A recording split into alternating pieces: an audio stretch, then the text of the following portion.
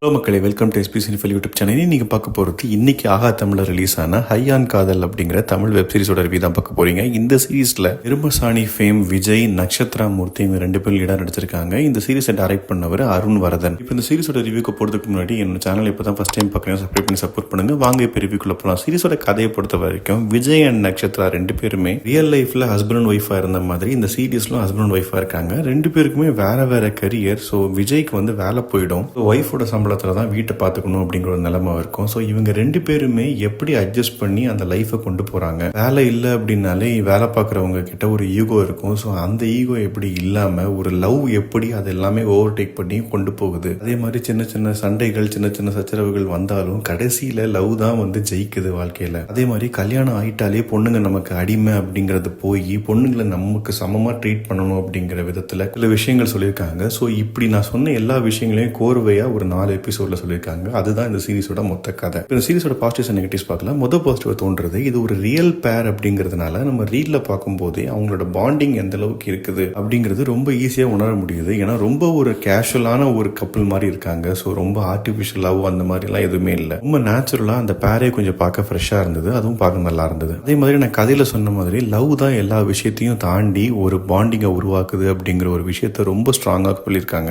கல்யாணம் ஆயிட்டா பொண்ணுங்க அடிமை அப்படிங்கிற கான்செப்டையும் நம்ம போக்கணும். ஏன்னா இந்த ஜென்ரேஷன்ல கூட சில பேர் அந்த மாதிரி நினைக்கிறாங்க. அந்த தாட்டும் இருக்கக்கூடாது, எல்லாரும் சமந்தா அப்படிங்கிற ஒரு விஷயத்த ரொம்ப ஸ்ட்ராங்கா சொல்லியிருக்காங்க. அதுவும் ரசிக்கும்படியாவே இருந்தது. சில இடத்துல காமெடி ஒர்க் அவுட் ஆயிருக்கு, சினிமோட்டோகிராஃபி நல்லா இருந்தது. இதெல்லாம் தான் சீரிஸோட பாசிட்டிவ்ஸ். இப்போ நெகட்டிவ் சைட் பார்க்கலாம். எனக்கு ஒரே நெகட்டிவா தோன்றது, இந்த சீரிஸ்ல 4வது எபிசோட்ல இந்த பொண்ணுங்க அடிமை கிடையாது, நமக்கு சமம் அப்படிங்கிற ஒரு விஷயத்தை கன்வே பண்ணியிருப்பாங்க. ஆனா அதை கன்வே பண்ண விதம் கொஞ்சம் சாட்டிஸ்ஃபைங்கா இல்ல, ஒரு மாதிரி கொஞ்சம் ஆர்டிபிஷியலா இருந்தது. மேபி அதை நடிச்ச சப்போர்ட் கேரக்டர்ஸ் ஆக்டிங் சரியில்லாதனால கொஞ்சம் ஆர்டிபிஷியலா இருந்ததா அப்படிங்கிறது தெரியல. ஸோ ரொம்ப கனெக்ட் ஆகல. பட் அந்த கான்செப்ட் மட்டும் புரிஞ்சுது. ஒரு சில சீரிஸை பத்தி சொல்லணும் அப்படின்னா ஒரு குயிக் வாட்ச் தான், லைட் ஹார்ட்டட் ஒரு லவ் ஸ்டோரி அப்படிங்கிற மாதிரி நம்ம சொல்லலாம். ஸோ உங்களுக்கு ஆகா தமிழ் ஓடிடியில் அவைலபிளா இருக்குது. நீங்க ஃப்ரீயா இருந்தீங்கன்னா ட்ரை பண்ணி பார்த்துட்டு எப்படி இருந்தது அப்படிங்கறத கமெண்ட் செக்ஷன்ல சொல்லுங்க. அடுத்த வீடியோல சந்திக்கிறேன். பை.